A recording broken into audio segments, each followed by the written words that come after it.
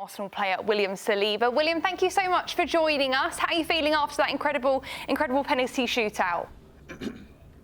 Yeah, thank you. Yeah, we're so happy to be in the semi-final today. It was not an easy game against Palace, but we did well.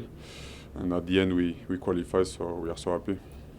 William, I said before the game it was the most important game on the schedule because obviously it was the next game. How important was the game? How important did the manager make it feel? How important was it to the entire group? Yeah, today was an important game because we know that we were in quarter-final, and to win this competition we just have to win 3 more games. So yeah, we knew that it was so important for us, especially it was at home.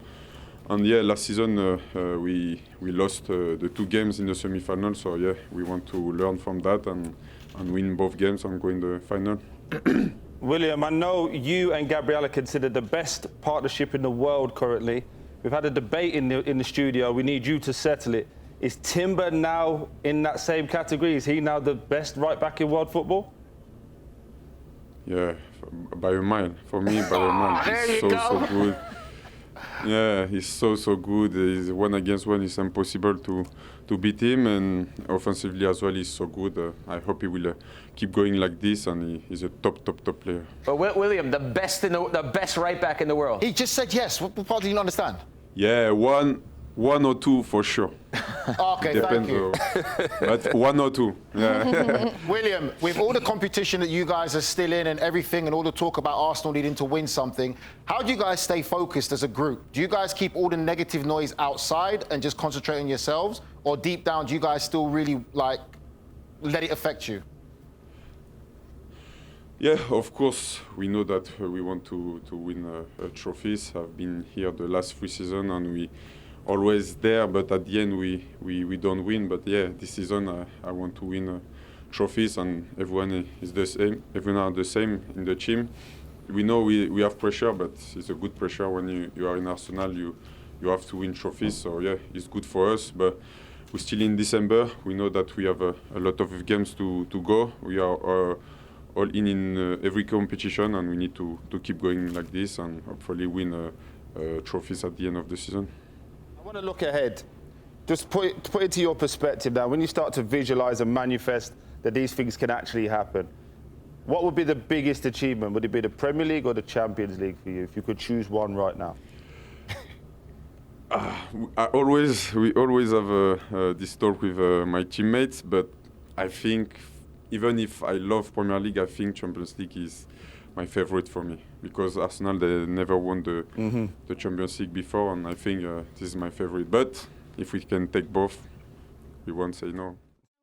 Congratulations for wins in a row. Now you're through to the semi-final for the 2nd consecutive season. What a range of emotions that must have been, though, to win like that on penalties. Yeah, a bit too much because we played a really good opponent, very difficult to generate chances, but I think today we generated a lot in the first half through a different game that they proposed in the second half against a team that were much more aggressive. And at the end, when the margins are not bigger, and they should have been bigger, you concede a set piece and you are in trouble. But the players showed a lot of emotional control. They were really composed, took the penalties really well, and at the end Kepa did what he had to do. So many positives to take from tonight, not only the result obviously, but giving players minutes, vital minutes as well, and advancing. And now you're at the top of the Premier League, at the top of the Champions League for Christmas Day. That must feel really special, doesn't it? Very good, and we made 8 changes today, and normally when you do that, you lose certain chemistry, rhythm, and you can see that in the team.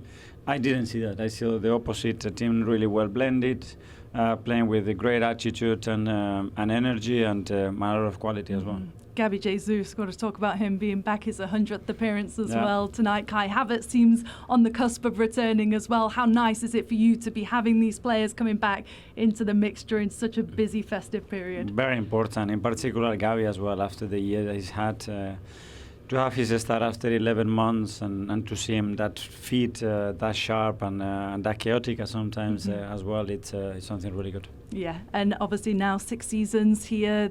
You've come agonisingly close so many times in the past. What gives you the sense that this season is it? That this season is different? Because it feels like there's a different air around here at the minute. Yeah, there is a lot of belief, and the players really want it. Everybody really wants it. As you said, we've been really close. So it's just in that transition of winning, the margins are very, very small. We saw that again tonight, and we need to do everything that we can to achieve what we want. Last one into the semi-final now, London derby against Chelsea. You mentioned you've been able to rotate so much. You've shown how much squad depth you've got with the 8 changes tonight. How do you feel about Chelsea now in the next round? Well, very excited to play for top teams in the competition. This is the kind of game that you want to play, and we'll prepare well. Best of luck. Thank you, Mikel. Thanks so much. Merry Christmas. Thank you so much. As Poppy alluded to, their Arsenal are top of the Premier League. The 5th time they're top of the table at Christmas. Prior 4 times they failed to win the league. They're first in the Champions League. They've made it to the Carabao Cup semi-finals, and they've got into the 3rd round of the FA Cup. So Arsenal are doing pretty well now, and it's Christmas time. So good season for them so far. Let's go to the Emirates though and talk to our lovely Poppy Miller, who was able to just catch up with a couple of the players and Mikel Arteta. Great interview there with Arteta, Poppy. Well done. I felt like you got to hear a lot about the game, how you said the air around this club is different at the moment. Is that what it's like in the tunnel, in the media room? It's different compared to how it's been maybe in previous seasons. Yeah, honestly, Hannah, it really does, because I think even the way that Mikel Arteta is smiling there and relaxed, obviously had the penalties gone a different way, it would have been a different response from him. But I feel like he's different this season in kind of how he's talking to the media, how he's approaching things, and the players as well. I mean, obviously you just spoke to a couple. I think that they really do have that sense that this year is it, and it has to be, really, doesn't it? Because we've talked about this project now being 6 seasons, and they need to win silverware. This is the first trophy that's up for grabs this season, and can you imagine they win this one and kind of address the elephant in the room? And they're at the top, obviously, of the Premier League, they're at the top of the Champions League, and that might give them the confidence that they need to go on and win one of the big 2 that they so desperately want. Poppy, what's going on? I interviewed Mikel Arteta last year in the Champions League. He was not nearly as nice to me as he was to you. What's the trick? I don't know, Grell. Do you think it's personality? Oh, she got you there. Well, definitely not that. No. Poppy, we did say here, if Nigel were interviewing him, would he have been as nice? Of course he would have been as nice. No, Hannah, do you know what? I just thought at the beginning of the season, we actually interviewed Mikel Arteta. He was in Marbella, I think Martin Odegaard as well, and we said, Nigel, you've got one question to ask at the end. Where are you going out in Marbella? Have you got a good night out planned? Do you remember playing against me? I never said Lots that. of good, hard-hitting questions from Nigel. I never said that, Poppy. But if you want to get in there, where are you going out tonight? That's what we want to know, being in London. Yeah. Well, I think we've missed the train, so wherever my dad's taking me after this, because we're going to need some food at the end of it. But we were supposed to be on the 11:30 train back, the last one out. We've missed it. We don't mind either. We're so happy to be here. So maybe we're going out in London Stick on tonight. expenses. He's shaking his head behind us.